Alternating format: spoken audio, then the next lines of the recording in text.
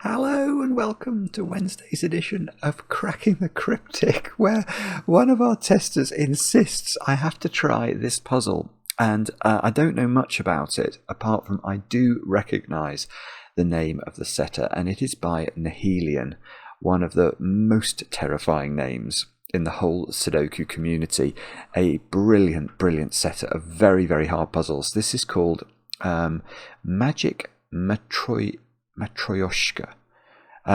which I'm probably butchering the pronunciation of it, and forgive me for that. Those are those Russian dolls, aren't they? The sort of nested Russian dolls.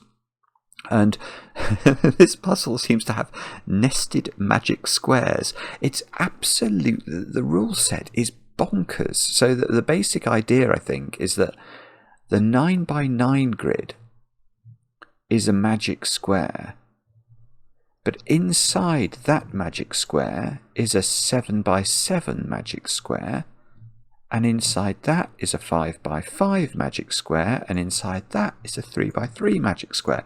Now, I've done a bit of work before with 3x3 magic squares in Sudoku, but not with any of these other creatures. So I'm really looking forward to having a go at this.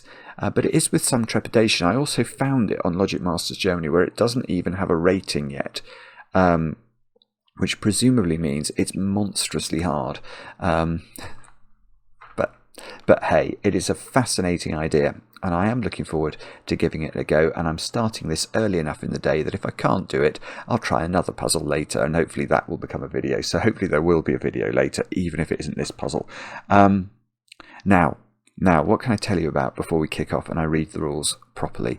I'll mention that Mark and I, are going to be doing a live edition of Cracking the Cryptic at the Stratford Upon Avon Literary Festival coming up in November this year. So I think it's the 2nd of November. Yeah, it is the 2nd. Look, let's move that slightly over there. It's described as a workshop. That's a horrible word for what we do. Yeah, basically we're just going to sit at the front and do this and try and solve a puzzle and have a bit of a Q&A. We did it last year. We had an absolute blast. We met so many people who were so kind to us. So if you'd like to come along, we'd love to see you. I will say I have checked with the organisers, and we are going to be in a similarly sized room to last year. Now that means this. I think it will sell out. It sold out very quickly last year. So if you are keen to go, I really would suggest you get your tickets quickly, because I don't think they're going to be left for very long, or they're going to be available for very long.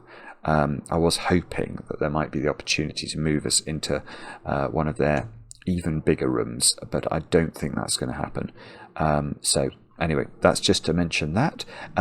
It is the closing. Oh goodness, it's the closing date for our competition for the month of August, which is the Labours of Rostam's Sudoku Hunt. It's over on Patreon right now. Let's see where we are. If you haven't finished yet, you really do need to get your entries to us quite soon. We're quite generous vis-a-vis time zones. But let's see. Reload 919 953. I tell you, we might get 1,000 by the time sort of midnight ticks over at some point today. It's phenomenal, absolutely phenomenal. Well done to everybody who's had a go. I can tell you, I mentioned this yesterday, but Emily won last month's competition, and Emily and I had a go at a puzzle together a couple of days ago, and the video of our attempt at that puzzle is coming out tomorrow at 10 a.m. UK time on the channel, so look out for that. It really is, well, frankly, it's a testament to Emily's brain. It is phenomenal. Well, I had a lot of fun solving with Emily, and Emily did a lot of very good solving, so that's coming tomorrow morning. And there's going to be this series of listener crossword solves I'm doing as well in due course. Actually, that can be quite soon, can't it? Because I think the closing date for that listener competition is tomorrow. So very soon over on Patreon, there's going to be a whole series of puzzles in which I do battle with the Listen by Eck listener from a week or so ago, which is apparently one of the hardest listeners in modern times. Now, let's do a couple of birthdays. 3 birthdays. No. 2 birthdays and 1 wedding anniversary. So we'll start by wishing Alexander a very happy birthday today. Your wife Annabelle wrote to me, Alexander, and said that you really enjoy watching the channel and you might appreciate a birthday shout out. I hope that's right. I hope you have a great birthday today. Thank you for watching, and I hope, of course, that your chocolate cake, which I'm sure is the cake that you will request, is very heavily iced indeed. Now next, I think Matthew and Becky are over in Michigan, if I remember correctly, and it is your 9th wedding anniversary today, so many congratulations on that. I had an email from Becky, Matthew, about this, and suggesting I read a poem by Pablo Neruda that was read at your wedding, and I am certainly going to do that. So let me, I got it, I do have it, here we are. I probably won't be able to do it justice, but I will try. So, this is Pablo Neruda's Love Sonnet number 17. I do not love you as if you were salt rose or topaz or the arrow of carnations the fire shoots off. I love you as certain dark things are to be loved, in secret, between the shadow and the soul. I love you as the plant that never blooms, but carries in itself the light of hidden flowers. Thanks to your love, a certain solid fragrance, risen from the earth, lives darkly in my body. I love you without knowing how, or when, or from where. I love you straightforwardly, without complexities or pride. So I love you because I know no other way than this, where I does not exist, nor you, so close that your hand on my chest is my hand, so close that your eyes close as I fall asleep. Happy anniversary. Also, happy birthday to Meg. Meg, your husband Jacob wrote in and wanted to wish you happy birthday, and also happy birthday from your dog Sushi and your cats Tofu, Nori and Soy Sauce. I think I understand what you've done there. You guys are over in San Diego, and actually I know that I know you enjoy poetry too, and Jacob did send in a good Tolkien poem, but I hope the Neruda one was okay. And Meg, I hope you have a great birthday today. Many happy returns, and I hope the cake is suitably iced. And with that said and done, let's turn our attention to Magic Matryoshka by Nahileon, and let's read the rules together. We have got: place the digits 1 to 9 once each into every row, column and irregularly shaped marked 9-cell region. You see, I can already see I'm going to get into trouble here. I can see just about that is a 9-cell region. I might have to colour these, I think. That's a 9-cell region. There's dotted lines here that I think are meant to represent the magic squares, and it just looks absolutely crazy to my eyes. Is that 9 cells? Yeah, I think that's another 9-cell region. That's sort of elephant, or no, maybe a flamingo head. It is a flamingo head. That's great. That's going to be pink. I don't know if I do have pink. Okay, so when we colour, that's what we're going to make that one. But anyway, so we've got to put the digits 1 to 9 into all those things.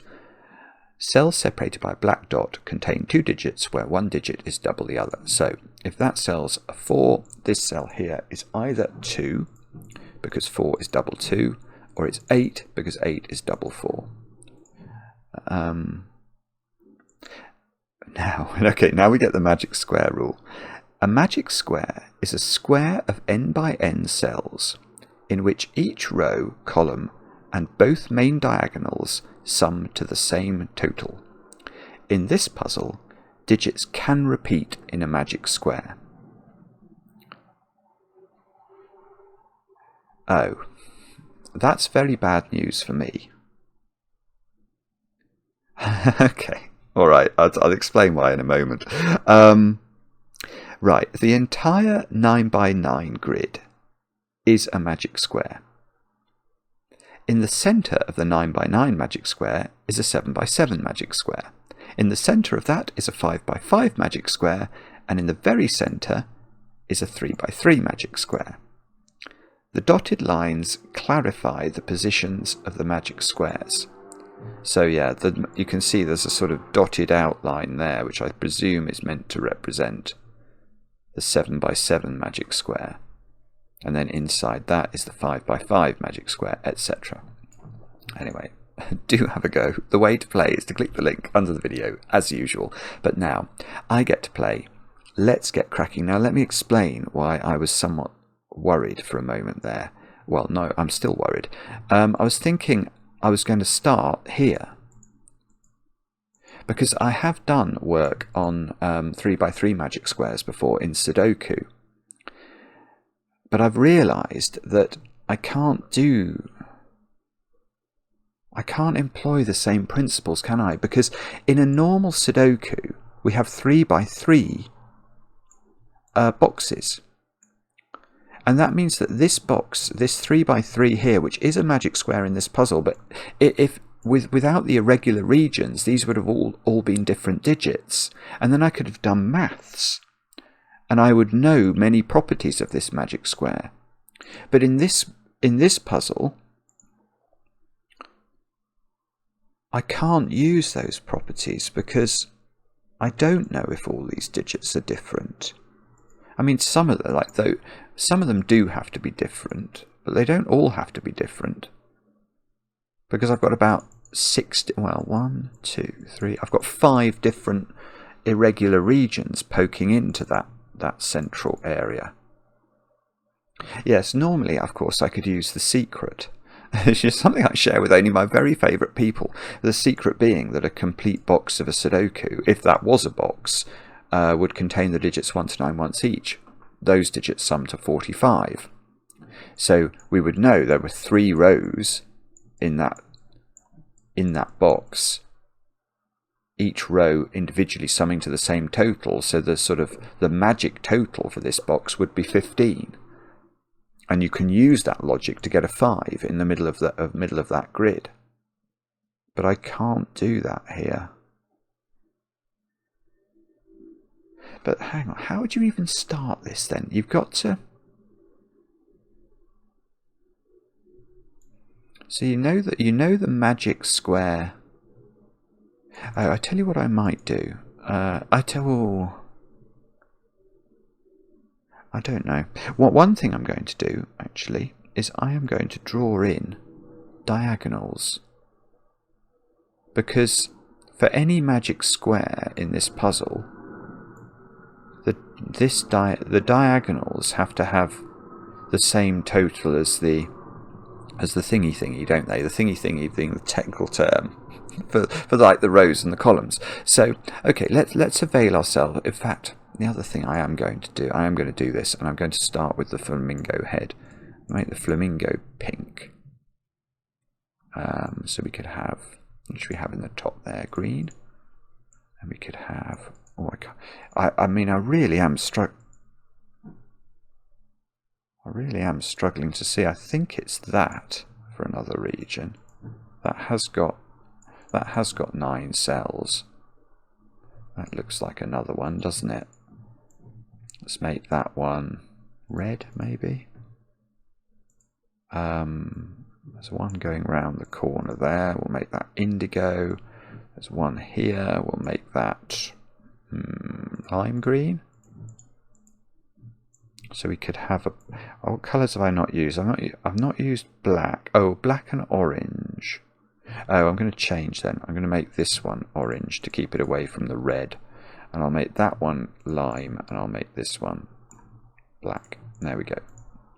So that's easier for me to see, actually. I mean, I mean, we know that there are magic squares, so we don't have to do anything there. Oh yeah, and what I was going to say is that in the 9 by 9 magic square, because of the secret, because I know that row contains the digits 1 to 9 once each, I do know that they add up to 45.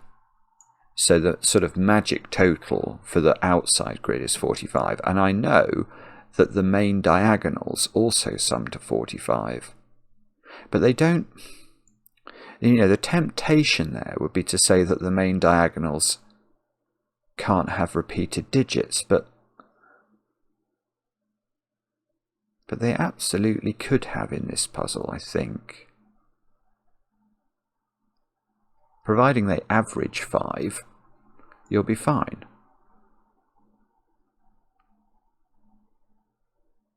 So how do we do this then? Sorry, this is not actually obvious to me at all. In fact,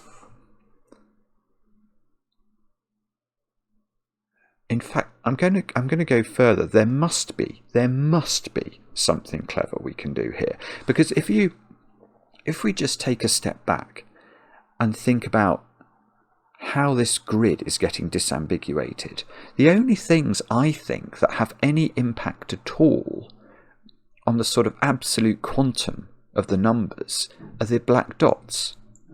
So somehow these black dots have to be used to disambiguate the whole puzzle.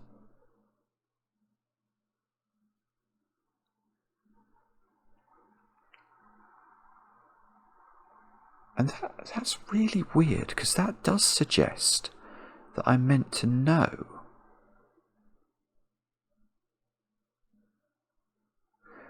A lot more about... It's not the perimeter, is it?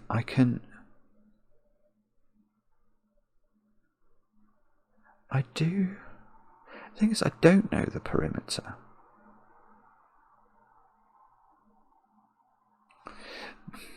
What I was thinking is, if we think about the 9 by 9 magic square and the difference between it and the 7 by 7 magic square that lives in it.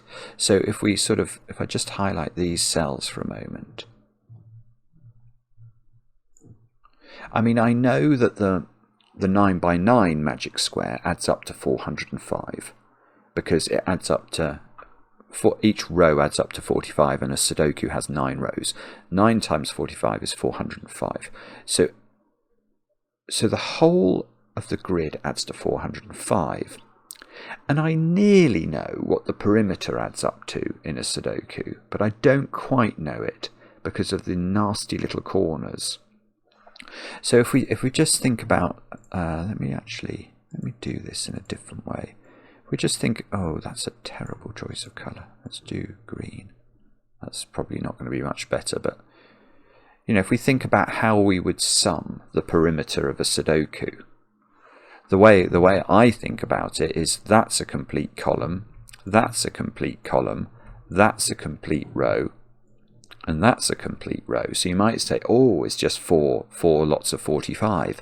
Not quite, because of course the corners in that exercise, this corner is in that column and it's in this row, so I'm double counting this cell if I just say it's 4 lots of 45 in the perimeter. It's not. It's 4 lots of 45 minus whatever digits appear in the corner. 4 lots of 45 is 180, so it's 180 minus the corners. So the difference between... Right, so the difference between the 9 by 9 and the 7 by 7 is 405 minus 180. 405, 225. But hang on, I've got to be really careful here with my minuses and pluses, don't I? Because the perimeter, the value of the perimeter is 180 minus the corners. So if I deduct from 405 180 minus the corners, I actually get 225 plus the corners. So, so 225 plus the corners is equal to the digits in the whole of the inner 7 by 7. Yeah, okay, and the whole of the inner 7 by 7. Let's say that a row of the 7 by 7 adds up to S. Then what we're saying is that 7S is equal to 225 plus the corners. 225 is definitely not divisible by 7. So whatever the corners are has to bring us to a total that's 0 mod 7.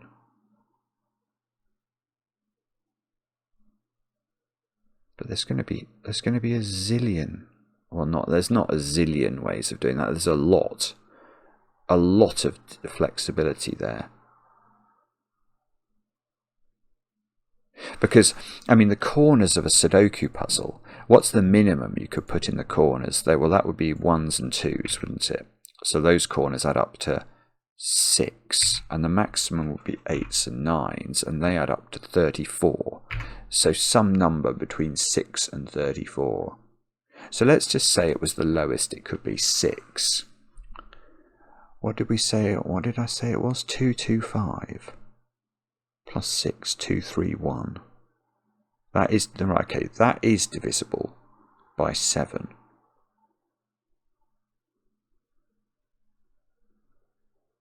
It goes into it 33, I think.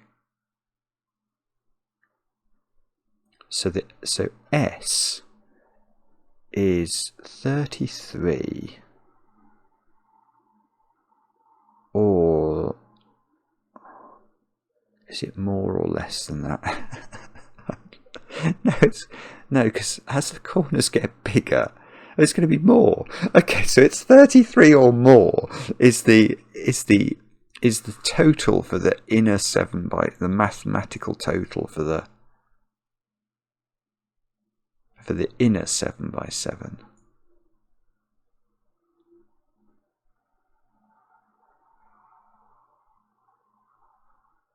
So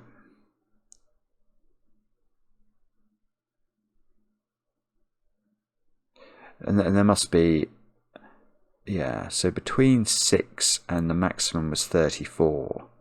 So 6, 13, 20, 27, 34. There's loads of different options. How do we know which one of them is correct?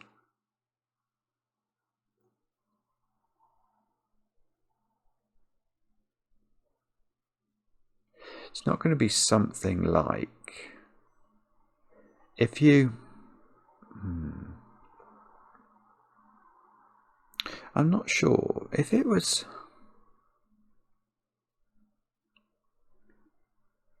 I'm wondering if it's something to do with even numbers.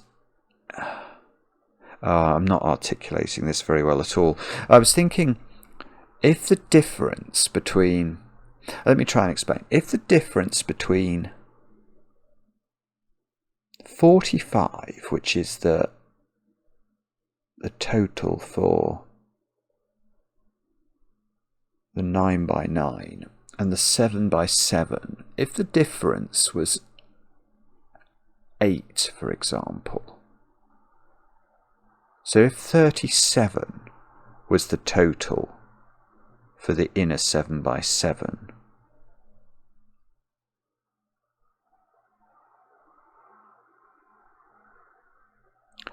then the sort of these cells would add up to 8, wouldn't they? Because that would add up to 37. These would add up to 8 in order that the whole row adds up to 45. But that's going to be the case for all of these cells and all of these cells. And I'm just wondering if that's going to push 4, make 4 very difficult to place in the puzzle. Oh, all it's going to do is push 4s into the corners, actually. No, it would... Although, no, that would work. Because I was thinking if that was a 4, then that would be a 4 on the other side to add up to 8, and that would obviously break Sudoku. But then if you put the 4 in the corner, you don't have the same issue. Because then you'd have a 4 in the other corner and you have no Sudoku problem.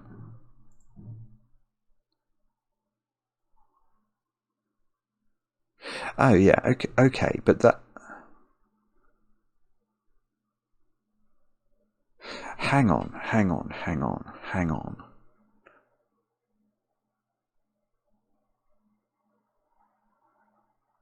Yes, okay, so we can... Right, so we can make a second equation, can't we? Because I've got one equation in which what I've done is effectively I've looked at the whole volume of the grid, and I've deducted out the perimeter, and I've come up with an equation which I've now forgotten. 225 plus the corners equals 7 lots of S. But can't I also sort of use the diagonals? Because the whole of that black line on the diagonal adds up to 45. So the whole of the 7-cell diagonal across the 7 by 7 magic square adds up to S. And the difference between 45 and S is these two corner cells. But I've got the same points in the other direction, haven't I?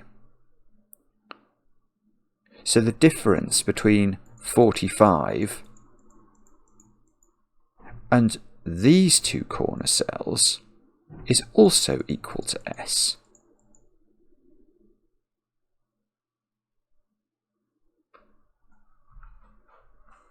Now,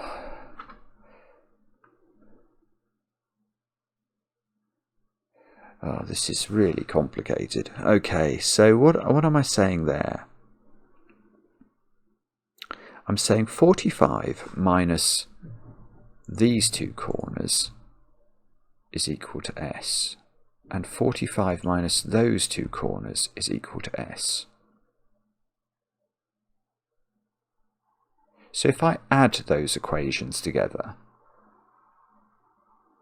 I've got 90 minus all the corners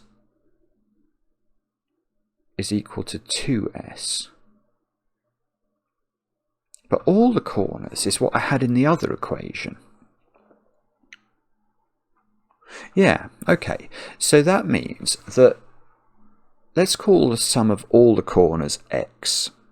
So that the equation we've just done tells us that 90 minus x is equal to 2s. And the equation that we had at the very start was that 225 plus x is equal to 7s. So the plus and the minus are in the opposite direction. So if I add those two equations together, then I've got 225 plus 90. 225 plus 90, 315. Then the x's cancel out, because in one equation I've got plus s, in the other equation I've got minus s, equals 7s plus 2s, which is 9s. So 315 is divisible by 9, and I know that because I can add up the digits in 315 and I get a number that's divisible by 9, and that is something I've learnt.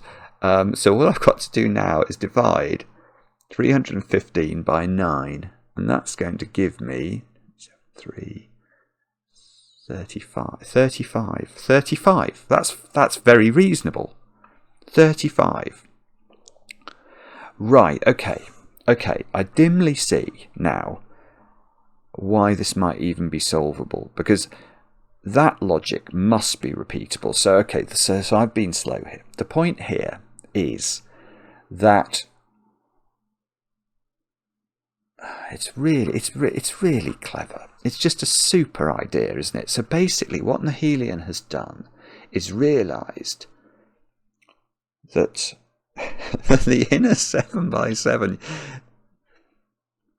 because of the sort of the way that the diagonals work, you can actually just mathematically deduce its total, and then we're going to be able to do the same thing and get the total for this thing.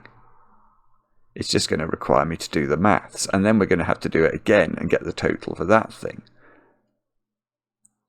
It's really amazing. It's just amazing. And it's daunting, because I've got to do this again.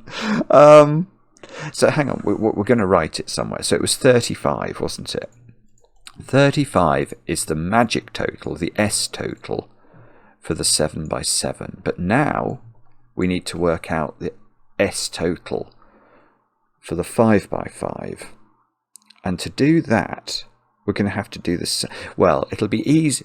It's easier now a bit, isn't it? Because we know that if we do the diagonal piece first, we know that the main diagonal, or the positive diagonal on the 7 by 7 adds to 35. So we've got two lots of 35. So we've got 70 minus all four corners of this inner 7 by 7. So 70 minus those is equal to 2s, where s is now the diagonals on the 5 by 5. So 70, let's use x again for the sum of all the corners. So 70 minus x equals 2s. But now this is going to be the complicated one. We've got to do the sum of the entirety of the 7 by 7, which is 35 times 7, which is 245.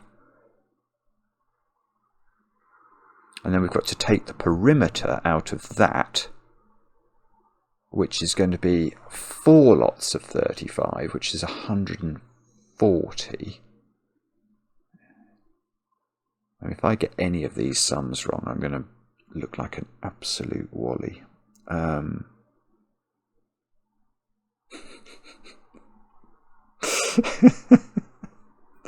Oh dear, hang on, this is very, very, I don't like doing such complicated stuff on camera. I feel like I'm making mistakes and people are laughing at me. And now I've lost my train of thought. So hang on. So 7 times 35, I think, is 245. 4 lots of 35 is 140. So, what does that mean? So we've got, what was it? Was it 245 minus 140? 105. That feels too low, but okay, 105 plus the corners of which we've got outlined in red equals 5s, because there are 5 rows in the inner 5 by 5. So now we add those equations together. So we get 175 equals 7s. That doesn't feel like it works. No, that does work. 25. Oh,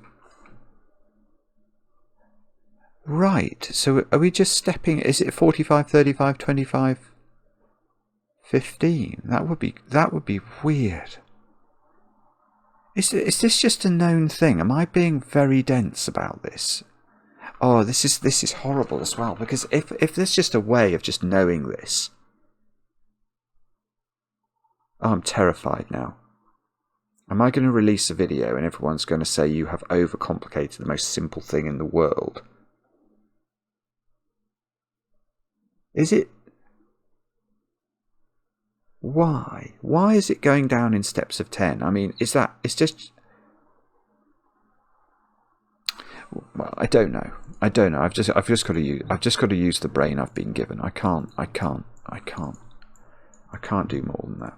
45, 35, 25. So we now worked out that S for the 5 by 5 is 25. And I bet we're going to find that this is 15. But I'm going to have to do it. I'm sorry if this is annoying everybody, but I haven't got a better way of doing it. I don't understand. So, how do we do that? We do exactly the same thing again. This time, we're going to say that we've got 50 minus the corners equals 2s. 50. Let's remember the number 50. And we're going to say that 5 times 25 is 125. Minus, it's weird that the difference is collapsing because the difference between the perimeter is so much of a 5 by 5, it's closing the gap. So we've got 125. Yeah, minus 100. So it's 25 plus 50 is 75. 75 is equal to 5s. So it's 15. Right, okay, so we have got it. It is moving in steps of 10. And we now know the S for all of the magic squares, and maybe you all knew that instantly, but I apologise, I didn't know it.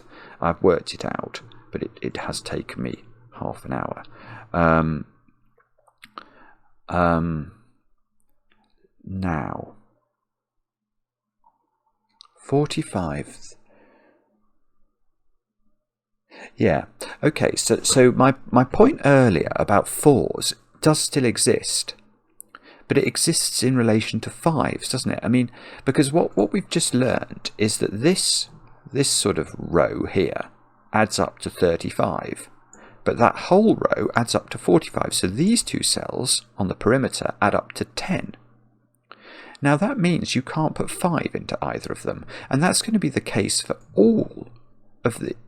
In fact, this is amazing. This is absolutely amazing, isn't it? It is amazing. Because this logic I'm about to do, it is like a Matryoshka doll. It's going to be extendable into the middle of the grid. So what I've just realised is that 5 cannot go in any of these cells because it will require a 5 on the opposite side of the grid to add up to the 10 difference between the 9 by 9 S and the 7 by 7 S. So 5 has to be in these cells in the perimeter of the big grid. But how does that logic extend when we compare this grid to the 7 by 7 grid, where the difference again is 10, isn't it? So imagine that this, let's look at that column of the 5 by 5. We know that the difference between that column of the 5 by 5, which sums to 25, and this column of the 7 by 7, which adds to 35, is 10 again. So you can't put 5s in either of those cells either. So the 5s are also banned from all of these cells.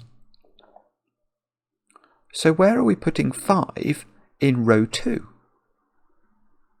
Well, one place we're not putting it is in column 1 or column 9 because of the 5s that we've got in the outer perimeter of the grid, which are going to sit on opposite diagonals. That's just Sudoku working. Hopefully you can see that. If this was 5, neither of these could be 5, so that would be 5. And in fact, well, not only that, but of course that's how the diagonals work across the magic square. The 5s are going to have to go. It's not just Sudoku, it's the magic square property that's also sort of pushing that agenda. So the 5s are then going to be in those cells. But then we can do the same again. None of these can be 5 for exactly the same. It's just a Matryoshka doll effect, which means the 5s are going to be in those squares. Now after that, I'm not sure we can extend it further. But we do.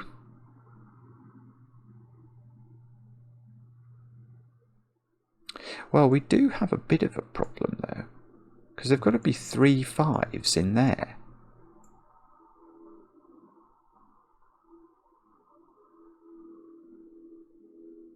So there do have to be 3 5s in there. And also,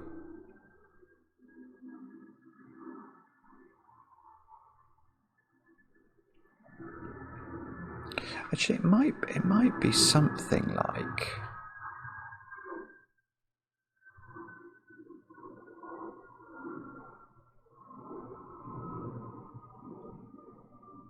yeah, so the 5s in this puzzle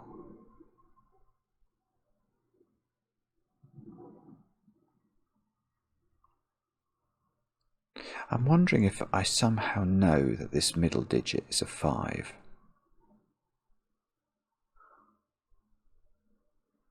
I probably do somehow, don't I?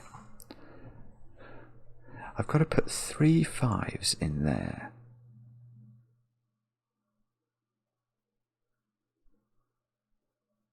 But when...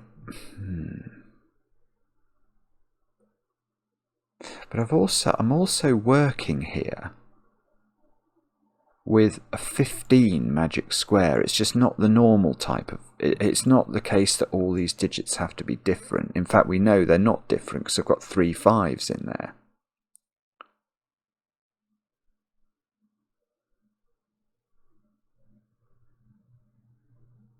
So if... How would this work then? So if that's a 5, these two have to add up to 10. There's going to be all sorts of repeated digits, isn't there? There's loads. I think there's loads of repeated digits in this thing. Is what I'm feeling now. Also,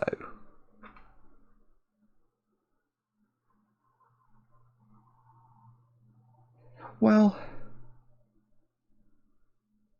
hang on. Let's approach this differently, because this might be simpler. Oh, of course. Oh, yeah. No, you've been shouting at me again, haven't you? I'm sorry. I am trying to do this, and I don't think it's totally simple. But where is the 5 in that region? Because remember, there's going to be 3 5s in there, so we can't have 5s in these positions. This is the only place that can be a 5. It's literally the only place. Because of the 5s being pinioned around the grid. All of these 5s are going to be across diagonals on their respective magic squares. So whether it turns out to be those two or these two, you're not going to be able to put 5s in any of these positions. That's a 5, which we know goes across from another 5. Now this one can't be a 5, because if it was a 5 for the magic square logic to work, that would be a 5, that would break there, so it breaks Sudoku. So actually we move into those two squares. This is ridiculous. It's absolutely ridiculous. So now this can't be a 5, because that would have to be a 5. So that's got to be a 5, and that's got to be a 5. And now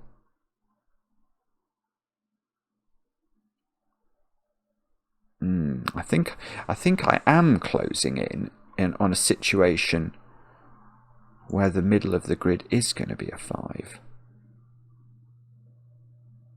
Oh yeah, I mean there has to be a 5 in one of these two cells because red has to have a 5 in it. That is just true, isn't it?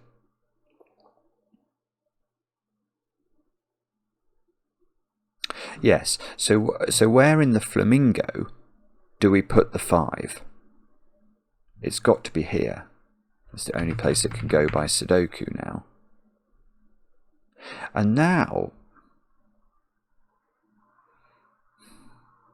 well, now it gets very strange, doesn't it? Because now we know that the magic total for this 3x3 is 15.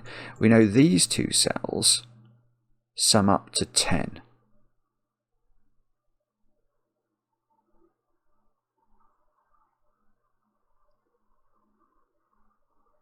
But we also know that those two sum up to 10, and these two sum up to 10. And we've got to put a load more 5s in the world.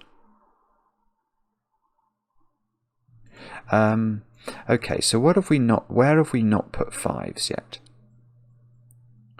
We've not put 5s in red and green. Okay, so there's the 5s are in this sort of position, which means they're either completely, there's 3 5s on this diagonal, which would add up to 15 and would be rather lovely, or the 5s are in those positions,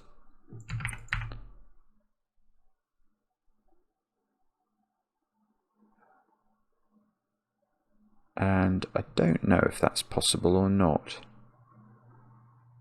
It feels like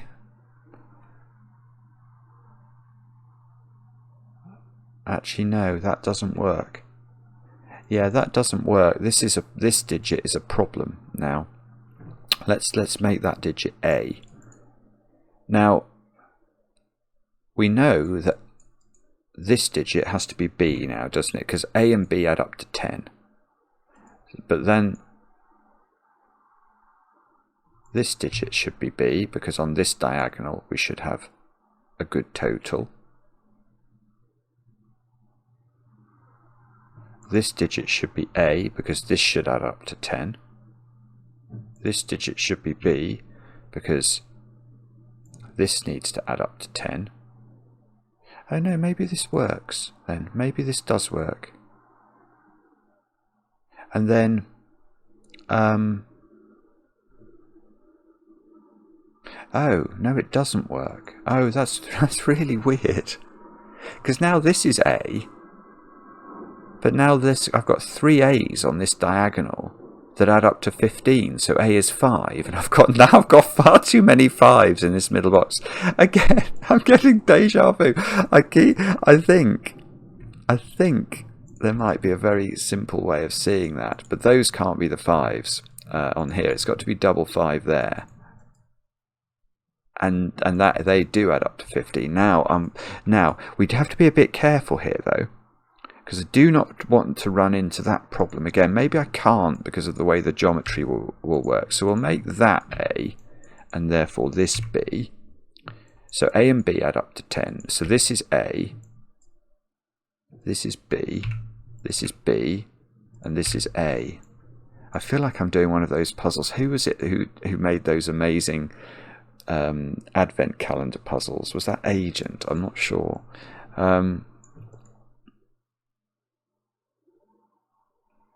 Okay, so how has that helped us? We've now got, I take the 5 out of there, that's going to distress me otherwise. We've now got some things that we know. We have to, oh no, I was about to say something good then, and it wasn't good at all. Where's A in the flamingo? It's got to be in one of those two, I think. In fact, okay, that is interesting. Because by magic square logic, that means B. Oh, I don't know if I want to make that pencil mark, but that's true, isn't it? B has to be over there. Because A and B, if this is A, that's going to have to be B in order to convert the 5 by 5 into the 7 by 7.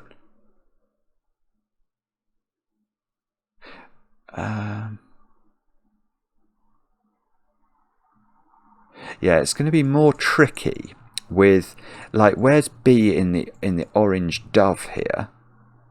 Well, by Sudoku, I think it's got to be in one of those cells. Now, if it was here, that would be A. If it was here, that would be A. And if it was there, that would be A. Across the diagonal of the 5 to converting the 5 to the 7 magic square. I love this. It's completely and utterly, it feels absolutely beyond me, but I keep making a little bit of progress, so I feel like I might be able to solve it at some point. It might take me a very long time. I mean, A in column A's got to be down there, doesn't it? But if this was A, that would be B. If these A, they would be B.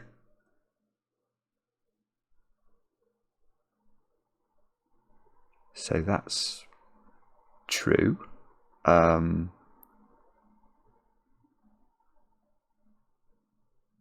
Wow. I mean, what on earth are you meant to do with this? Okay, A in lime. Is that a good question to ask about? Can't go there. A's in one of those two, I think. Now, again, we've got it's on the diagonal, which would make this B. Or it's there. Oh, let's get this right. So how's that? Is that making that B, is it? Yeah, you've got to sort of convert the magic squares in your mind in the appropriate places. It's fascinating. It's fascinating. But I'm not certain. I'm not certain it's desperately easy. Oh, here's an... Okay, no, hang on. Here's a simple question. No, it's not a simple question. Don't be silly, Simon. Where's B in red?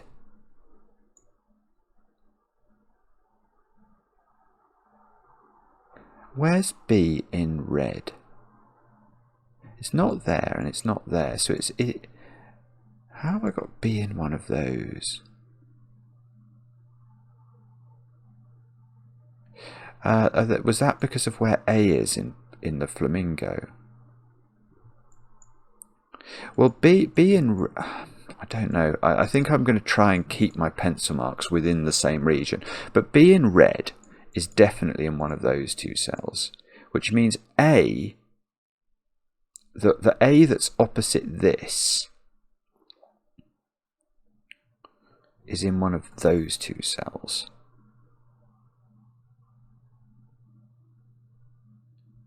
Now, is that important? I hear you ask. And the answer is, I don't know. The answer is, I don't know. Oh, okay, but I can. All right, I can sort of use something there then, because A is in one of these two. I don't know which one, and I don't want to pencil mark it because I'm pencil marking across boxes there. But if that was A in the corner, I couldn't put A at all in indigo, could I? There's an A there. If that was A, that would be very bad indeed. So that is not A, and that's actually a deduction. So A is on a black dot here. Does that mean it's got to be on that black dot? But okay, but A is on a black dot, so B is opposite it across that's the 7x7 to the 9x9 conversion.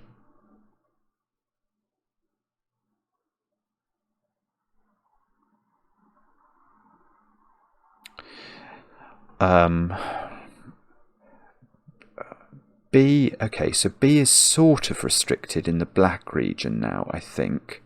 I've got a B pencil mark there, so they aren't B. That's not B. I've got B's in both of these boxes. So I can't have any more B's in rows 7 and 8, or there would be a surfeit of B. There would be too many B's, wouldn't there? There's only going to be one B in this row and one B in this row. That's two B's, and I've got two B's in those 5 cells. So there's none of these are B's. That's not B by Sudoku. That's not B. This isn't B. So B is in one of those two, which means A is in one of those two. So A in green is now in a population of those 3, I think. Not this one, because of A in purple, so that's not A. So A is in one of 2 places in green.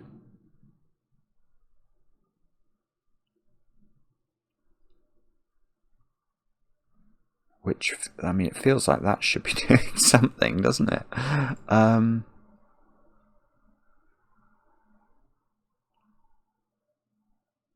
I'm sorry if this is totally clear to everybody. Again, I wish it was clear to me. I really do.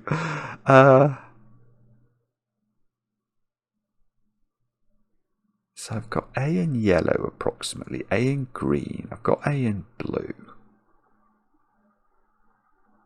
And then I've got A in purple here. Taking care of sort of A's in the first 3 rows of the grid. And I know for sure one of these is B.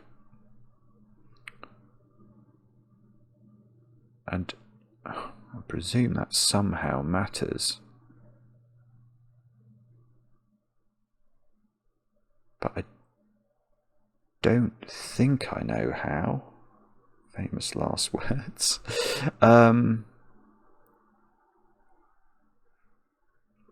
What do we think? Could it be something to do with... Oh, okay. B can't be here anymore in orange, because that would be A, which has been discounted. So that is not B. So B is in one of 2 places now. And see, the weird thing about that is these 2 throw an A either... Oh, hang on. Hang on. How can that be a B?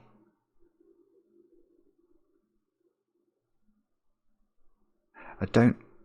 Oh, no, that is true. Oh, this is massive. Right, this can't be B. I don't think. I'm sort of... I'm doubting myself at the moment, but if this was B, then to convert the 5x5 into the 7x7, wouldn't that be A? And that's definitely not A in black, because of where A is in column 9. A can't be in red, so it's down there somewhere. So actually that's not B, and that seems to have to be B. And that means this has to be A. And this has to be B. This is actually fantastic. That's A.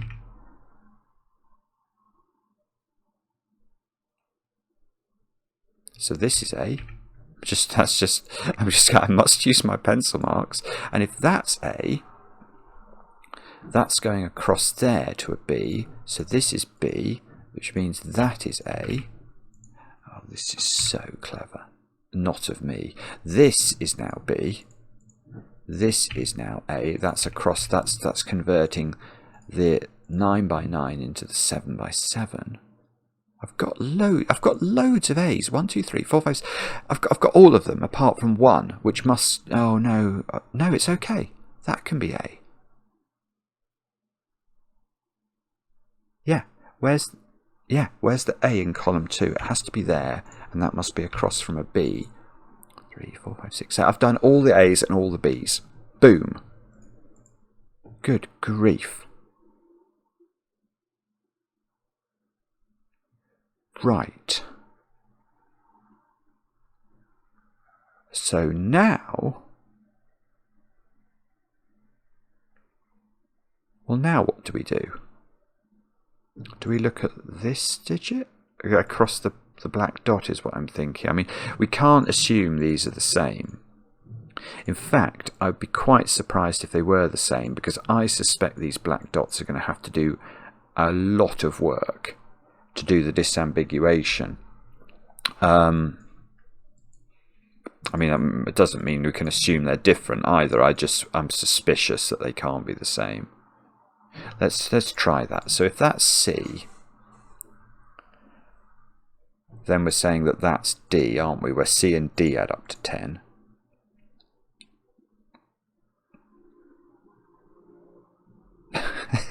Okay, so C is down there, which means D is up here. That's a terrible pencil mark. Which means D is in one of 3 in... I might as well do that. D in yellow is in 3 different positions. D can't be there in yellow, because if D was there, wouldn't that be C? across converting the 5 by 5 to the 7 by 7. I think that's true. So D is in one of two places now. And if that was D, that would be C across the diagonals. And if that was D, that would be C. Which is tremendously exciting. And I rather fear is not doing what it needs to do for me.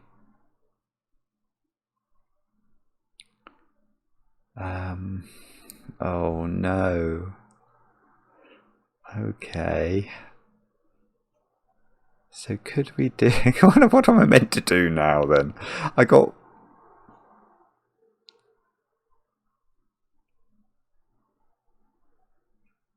Did I really not get any more digits from doing that? Is that really true?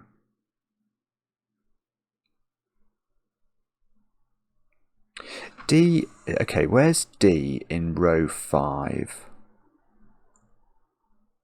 It can't repeat in red, can it? So D is in one of those.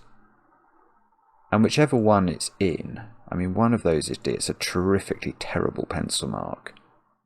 But that means one of these is C, doesn't it? I don't know whether that's important or not. But at least they're all in the same neck of the woods. So wherever we put a D, we've got to put a C opposite it.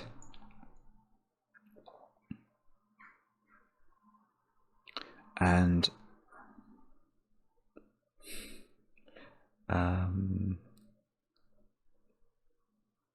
well, what does that mean?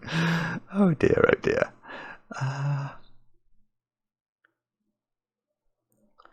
Is it? Oh dear, jeepers creepers. I don't think this is very easy actually on reflection. I mean, I never thought it was very easy at all. I am a bit worried I've missed something obvious in that early in the early stages of it. But what can we do now? C. Okay, C in black. Where is that going? It's probably... Well, no, I'm not sure I do think it's going there, but it's in one of three places. Now, can we rule any of those out using the powers of dealiness? So dealiness allows us to rule out exactly none of them, probably. If that was C, that would be D.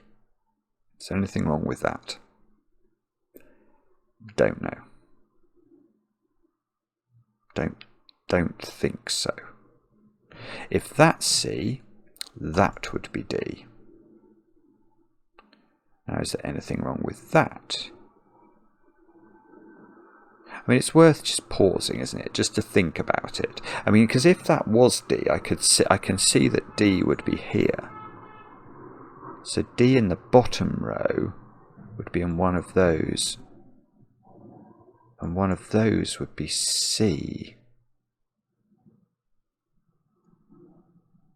So that's quite interesting. And if that's C, that would be D.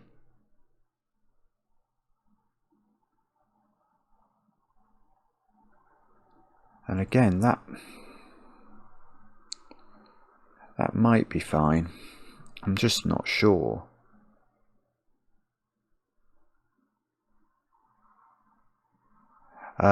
So, okay, what do we do with that? I don't know.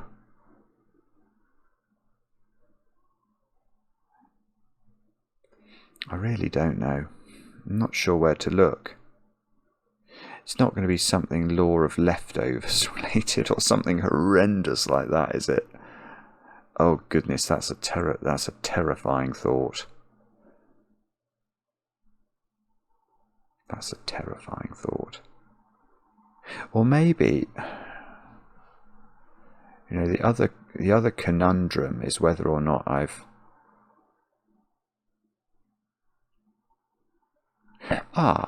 hang on. hang on, one of these is D. Now if this one's D, that's C, and if this one's D, that's C. So there is a C in what, I mean, it's a mad thing to note, but one of these is a C, so that is not a C. And now A has different partners on black dots. So A cannot be 3 or 6 now. A has to be 2 or 4, in order that in a black dot sequence doubling numbers, it's either going to be 1, 2, 4 or 2, 4, 8. This is no longer C, look. So that's no longer D. And that might be useful. That might be useful, he says, and then can't think of why it might be useful. Can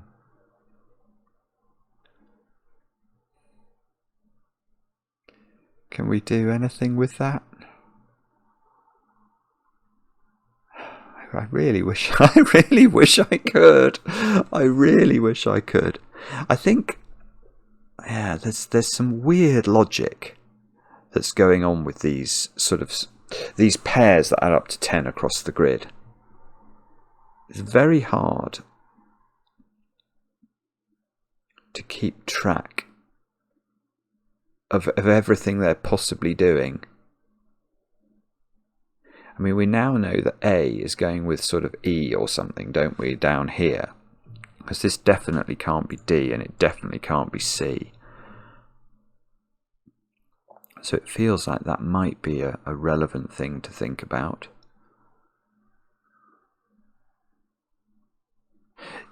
D, where's D in the flamingo? Because now D is in one of those, and D is here, so D in the flamingo is in one of those. That might do something.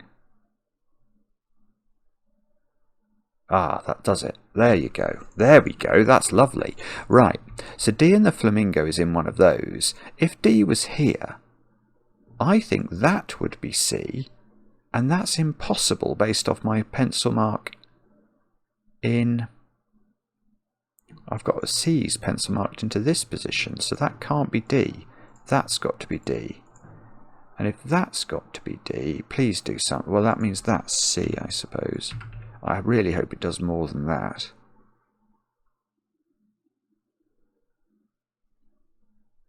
No. No. No. No. I'm not having that that's all that does. I don't believe it. And that is why you fail, Simon. Okay, so D, where is D in orange now? It's not there, it's not there. It's either there, there, or there. Now, if it was in either of these, D, no, if D was here, C would be there.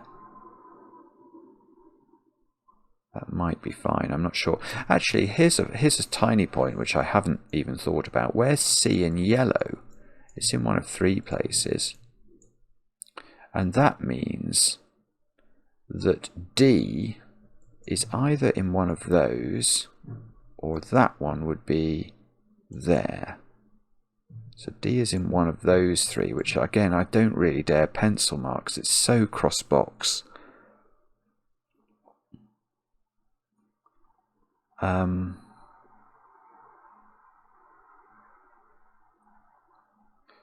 Okay. So is this very useful? I hear you ask. I don't know. Oh, here's a good question. Where's C in column 2? It can't go there, so it's got to go in one of those 2. But this is on the diagonal. Oh, is that doing something? So if C was here, D would be here. And if C was there, D would be there. So D is in one of these 2 cells, in column 8. And I think that's not useful, unfortunately. I really wish that wasn't the case. But I don't think that is useful. Let's double click C. Oh god, let's double click them and find that they're completely and utterly useless. D in, I don't know. Maybe, is it worth looking at D in black, maybe? I think it's got three possible. I mean, it looks like it could very well go down here. If D is, but if D is there, I think that would be C, and that seems to be a possibility. So I'm not sure that that's helpful either.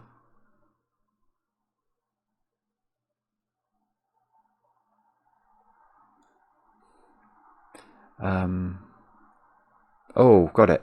I've got it. Where's C in column 9? I've got it. I've got it. Yeah, where's C in column 9? It can't go here, so it's got to be in one of these. But I also know, I don't know how I know this. Oh, I know this from D. Yeah, so because D is over there, C is in one of these in red. And C in column 9 must be in red, so that's C. There we go. Okay, that wasn't too difficult once I had the thought. So that's D on the other side of the grid. Now, is that going to be super helpful? Yeah, perhaps a little bit. Because now, where's D in row 9? It can't go here. It doesn't seem to be able to go there. So D is in one of those cells, opposite C, so that's no longer C. So C is now definitely in one of these cells. So where is C in green now? The answer is in one of those two. And what does that mean? I don't know yet, but let's work it out. So if C was here, D would be here. And if C was here, D would be across it on the diagonal. So D in lime is in one of those two.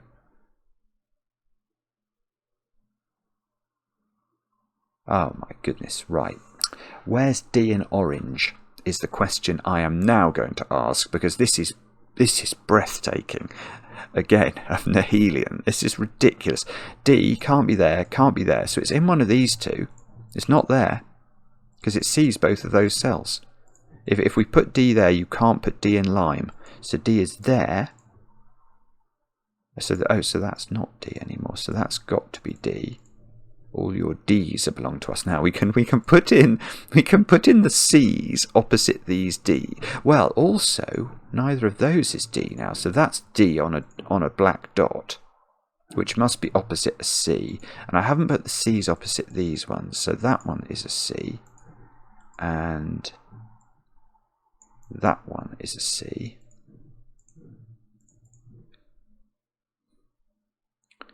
Okay, so that feels like a win for the goodies, doesn't it? He says, desperately looking around to see whether I can get any more wins for the goodies. Let's double click D's. I have got 6 D's. And I've got to get more. But where? Well, okay, where's D in blue? One place, there.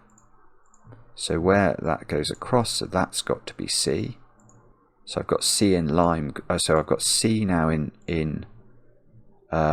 orange. Now C in orange is on the diagonal. So the other diagonal we've learned must be D. This is C, so this is C, which must be across from a D. And those two can go out.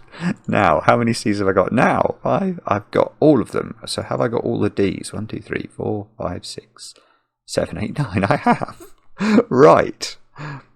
Okay. So now what do? We could use the other black dots. That's one possibility, and probably one that I'm quite interested in.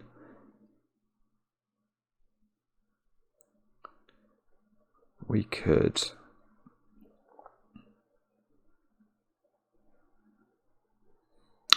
well, actually, I can get...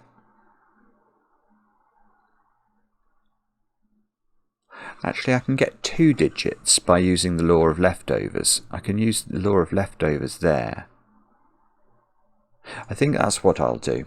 actually. Okay, so the law of leftovers is something I haven't really used. I saw that it might be a possibility earlier, but I couldn't see how to use it. But it's a little bit more interesting now.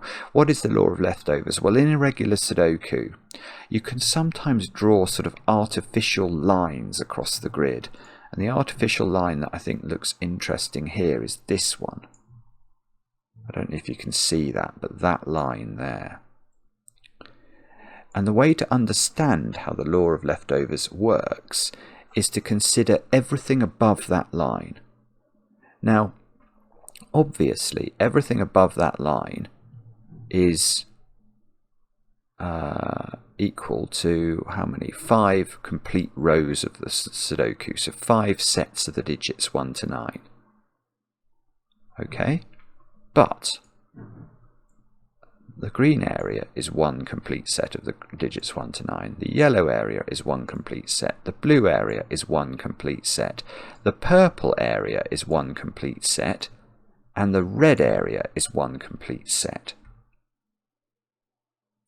Now, if you study that, so we know that the first 5 rows of the puzzle are 5 sets of the digits 1 to 9, and we know that these complete boxes I've just set up of 5 sets of the digits 1 to 9 as well.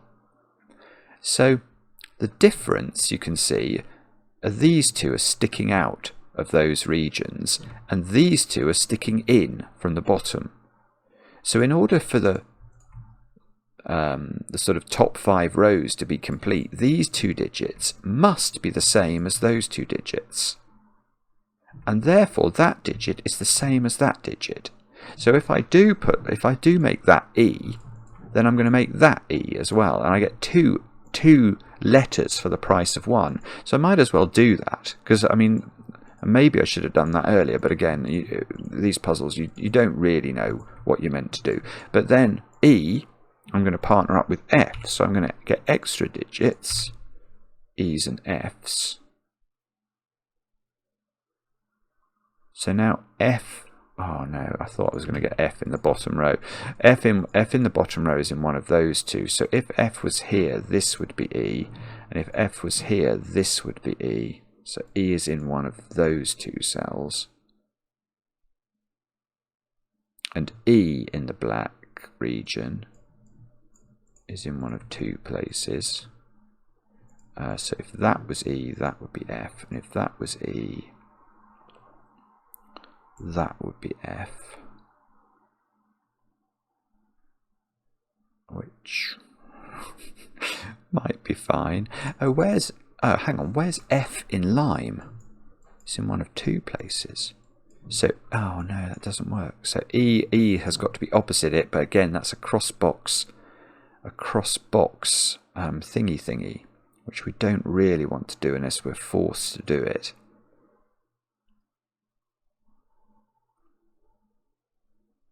Golly gosh, okay, so we're still not there by any manner nor means.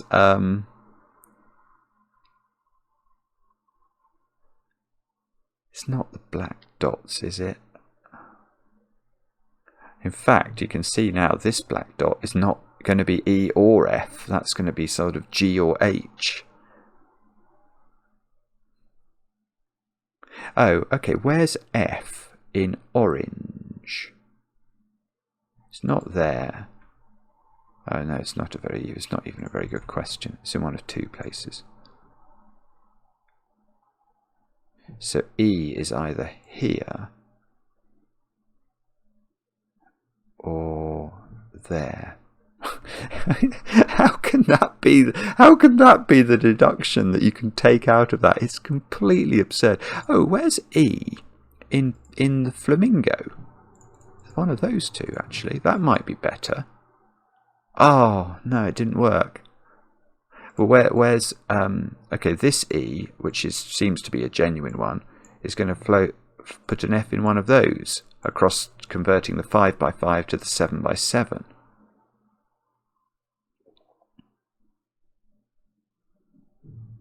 Doesn't work, does it? That was quite exciting for a moment.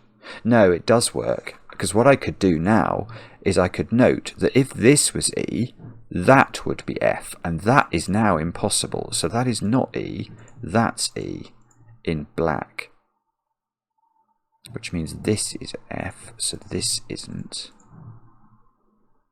And now I can put F into the flamingo, and that's got to go across the 3 by 3 with an E. And okay, well that E places E in the flamingo, which places F over in whatever that will. It's a very boring region to have to come up with an exciting pattern for. Okay, but this is really good now. Surely. Please. Oh, where? No, I was about to say, where's E in black? I've put E in black, thank goodness, because I wouldn't have understood that at all. Okay, come on. Done E and F. I've got to put F. No, I've got to put F in blue somewhere.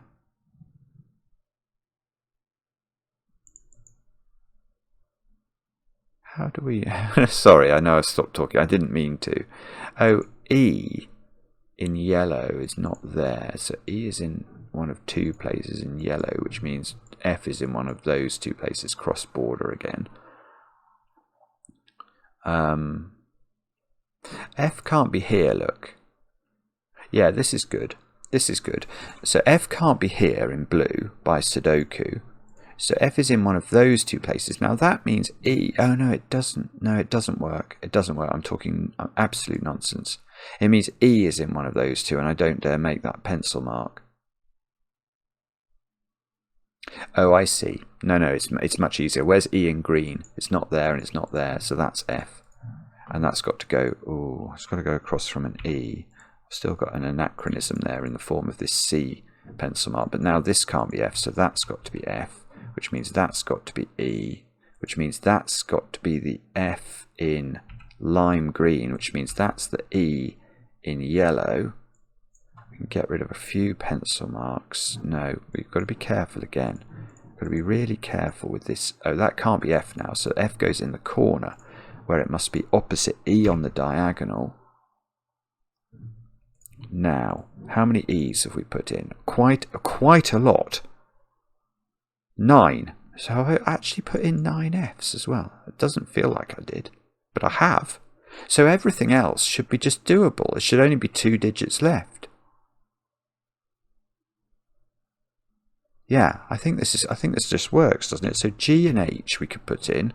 So fill in G, fill in H, fill in G, fill in H, fill in G, fill in H, fill in G, fill in H, fill in G, fill in H, fill in G. This has got to be a G, H, H, G. There we go. So, oh, no, we haven't done the puzzle. That is an H. Okay, so now, what on earth do we do next? We say that, well, one thing we can say is that this pair, DF, is 3, 6. Because we know A is 2 or 4. Because it has 2 different neighbours on black dots. It partners up with C and it partners up with G. So it needs to be 2 or 4s because it's got to have 2 potential different partners. So between them, these digits definitely include a 2 and a 4. So given D and F are completely distinct digits, what other black dot pair is available? And the only thing is going to be 3 and 6.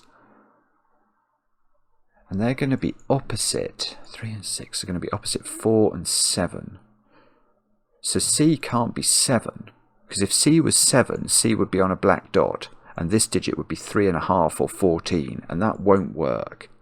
So I think... So this is 3, 6, and I think that's 6. So D is 6 in order to allow C to be 4 and be on a black dot.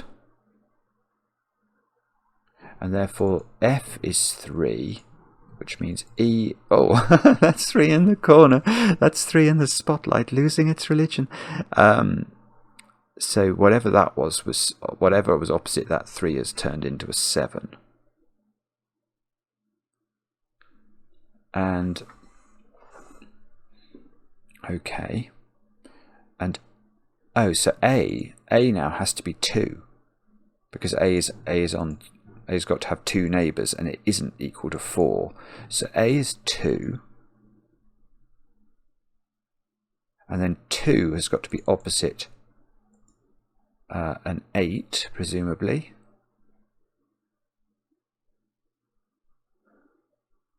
And we're just left with G and H, which are the digits 1 and 9, and I definitely am going to have to put the 1 on the black dot. So we got 1 here, and H is 9, and that is how to solve the puzzle. I don't believe it. This is a puzzle of absolute genius. Absolute genius. Yes. Yes. Not easy for me, at least. I think that is spectacular. It is spectacular that just by having I'm going to try the word again, Matryoshka magic squares nested, you can not only deduce the sort of S totals, you can then understand how difficult it is to put 5 in, and then from there you can build these patterns of 10 pairs, and eventually the black dots fix it for you. How is this puzzle?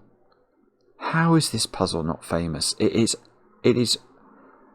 genius. It is absolute genius. That is a world-class puzzle. Historically brilliant puzzle, in my opinion. I'd be going to be fascinated to see what the comments are on this, to see whether or not, see how easy or difficult people have found it. I mean, I found it very hard, and I'm absolutely made up to get through that, actually. Let me know in the comments how you got on with it. I enjoy the comments, especially when they're kind, and we'll be back later with another edition of Cracking the Cryptic.